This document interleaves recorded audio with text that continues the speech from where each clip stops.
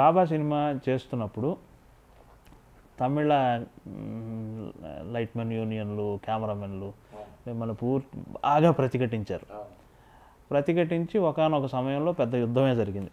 ఒక పెద్ద సమావేశం పెట్టి మిమ్మల్ని పిలిచి మిమ్మల్ని ప్రాసిక్యూట్ చేసి అట్లా ఏదో జరిగింది కదా. ఆ సమయంలో మీరు బాలచంద్ర గారితో వాదనకు దిగారు అంటారు, అది నిజమేనా? అంటే ఎలా ఉంటుందంటే ఎవరైనా ఎక్కడైనా పని చేయొచ్చు. ఓకే, ఇవాళ తెలుగులో 99% other language, Bombay Marathi, camera మొత్తం బాంబే, కానీ ఎవరి టాలెంట్ ఆడిది, ఎవరి స్కిల్ ఆడిది. సో నేను అది నమ్ముతా. అప్పుడు బాబాకి నేను వెళ్ళినప్పుడు ఒక 30% తమిళ కెమెరాలు హైదరాబాద్లో పనిచేస్తున్నారు. అప్పటికే పనిచేస్తారు, ఎప్పుడు ఉండేవారు, ఎప్పటికప్పుడు ఎప్పుడూ ఉంటుంది ఇది.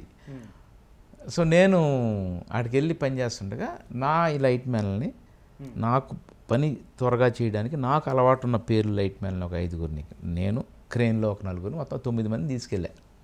9 11 గుర్తులేదు అంకే సరిగ్గా.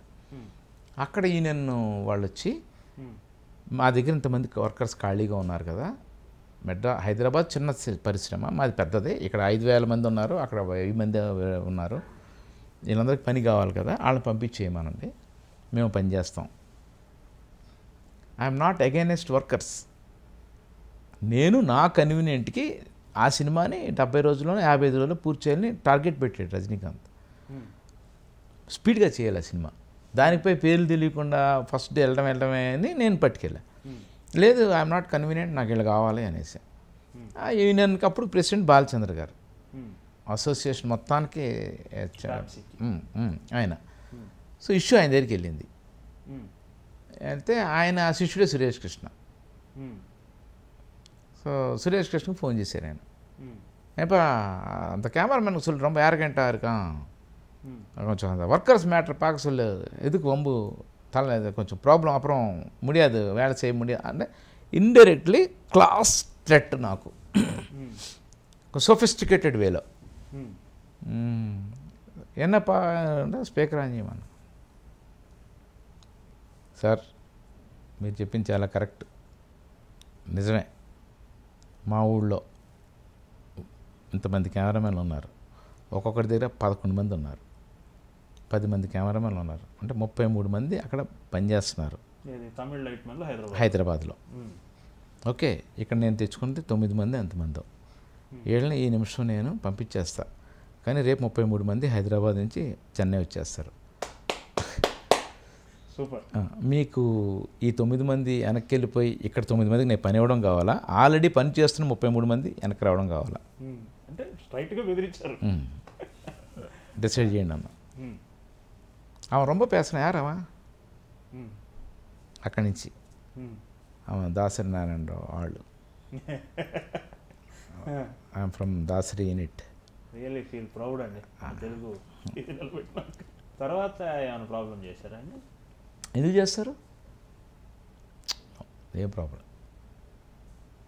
అప్పుడు ఇంకా నేను ఏ యూనియన్లో అసోసియేషన్లో నేనేం మెంబర్ కాదు, ఏం కాదు, నాకు తెలిసిన న్యాయం నేను చెప్పా, అది న్యాయం. నేను ఇక్కడ నేను ఇంకోటి కాదు, జస్ట్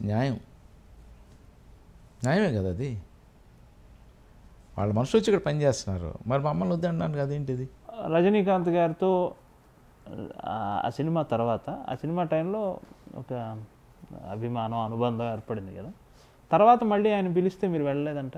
అంటే ఆ సినిమా ఫ్లాప్ అని నా ఉద్దేశం. Okay, commercial parameter. అవును, ఆ సినిమా ఫ్లాప్. తర్వాత నేను ఇక్కడ చిరంజీవి గారితో ట్రావెల్ చేస్తున్నా, చిరంజీవి గారు నన్ను బాగా ప్రేమిస్తున్నారు. సార్ అంటే సిన్సియర్గా అడుగుతున్నాను, క్యాంప్స్ ఉంటాయండి? మీరు ఊరికే ఏముండవండి, ఓకే ఉండవు, బయట అనుకుంటారు కానీ. మీరు చిరంజీవి గారి మనిషి అని బాగా ముద్ర పడిపోయింది కదా, ఎక్కువ సినిమాలు చేశాను ఆయనతో. మీరే సైకలాజికల్గా నేను చిరంజీవి గారి క్యాంప్లో ఉండాలి, రజనీకాంత్ గారు పిలిచిన వెళ్ళే పరిస్థితి లేకుండా పోయింది కదా. ఇక్కడ ఒక విషయం చెప్తాను, ఎంతైనా సరే మాతృభూమి, నా భార్య, నా పిల్లలు, లేకపోతే నా ఇల్లు, నా luxuries, I'm very comfortable here.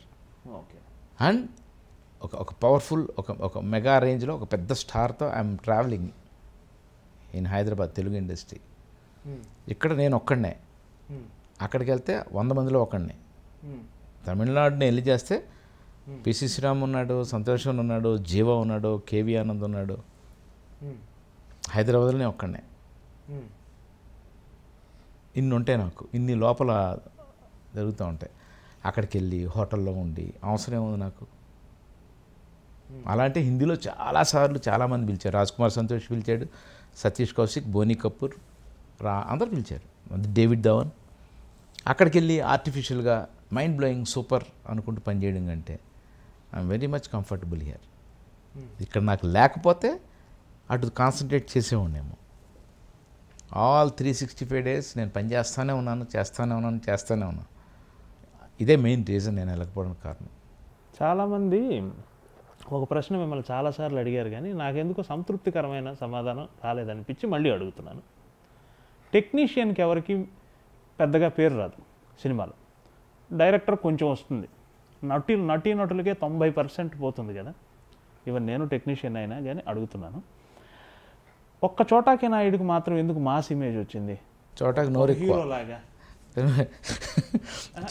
లేదు, ఎవ్వరికి రాని. మీకు ముందు కెమెరామెన్లు అంతమంది ఉన్నా పీసీ ఎలా ఉంటాడంటే పేరు తెలుసు, లేదా మార్కస్ బాట్లే ఎట్లా ఉంటాడంటే పేరు తెలుసు, లేదా గోపాల్ రెడ్డి గారు ఎట్లా ఉంటారు పేరు తెలుసు. కానీ చోటాకే నాయుడు అనగానే మీ గడ్డం, మీ మనిషి, మీ ఆకృతి ఇదంతా మీడియా అనుకుంటున్నానండి. కాదు, మీరు ఈ మీడియా రాకముందే పాపులర్ కదా. ఇప్పుడు మీరు అన్నట్టు 2000 తర్వాత మీరు ఎలక్ట్రానిక్ విప్లవం వచ్చింది, కానీ 90sలోనే మీ ముఖం ఇదంతా ఎందువల్ల? మరి ఒక్క విషయంలో మాత్రం ఎందుకు అంటే టీవీ సీరియల్స్ స్టార్టింగ్ టైము అంటే ప్రతి ఇంట్లోనూ మంచి టైంపాస్ టీవీ సీరియల్ అనే టైంలో చోటాకే నాయుడు అని నా సీరియల్స్ తెగ వచ్చేసినాయి. అవును, అప్పట్లో DD1 టైటిల్లో కూడా మీ టోపీ ఇలా అదిగో ఇలాగా టీవీ మీడియా నన్ను తీసుకెళ్ళిపోయింది. టీవీ సీరియల్స్లో చేసి ఢమాల్ సినిమాకి రాగానే అలవాటు అయిపోయాను ఆల్రెడీ అక్కడ వాళ్ళకి. ఓకే, అందులో మా మర్యాద రావంలో అయితే నా ఫోటో కూడా పెట్టేసుకున్నాను, ఫోటో మీద టైటిల్ వస్తుంది. సో అలాగే ఉండొచ్చు. అంటే చిన్న పిల్లోడు నా పేరు చూశాడు, ఆడికి ఇప్పుడు 25 ఏళ్ళు సాఫ్ట్వేర్ ఇంజనీరు, ఇప్పటికే నా పేరు సినిమాలో చూస్తున్నాడు. So he knows me since 25 years లాగా.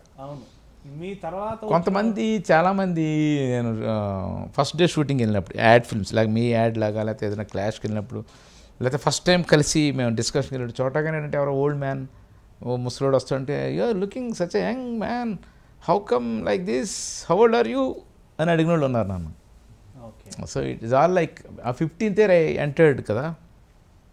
సో 15 ఏట నేను ఎంటర్ అయిపోవడం కూడా మేబీ అడ్వాంటేజ్. ఎర్లీ మరి ఊరిని డిగ్రీలే చేయకుండా మరి 10th classతో రావడం, అదే టీవీ సీరియల్.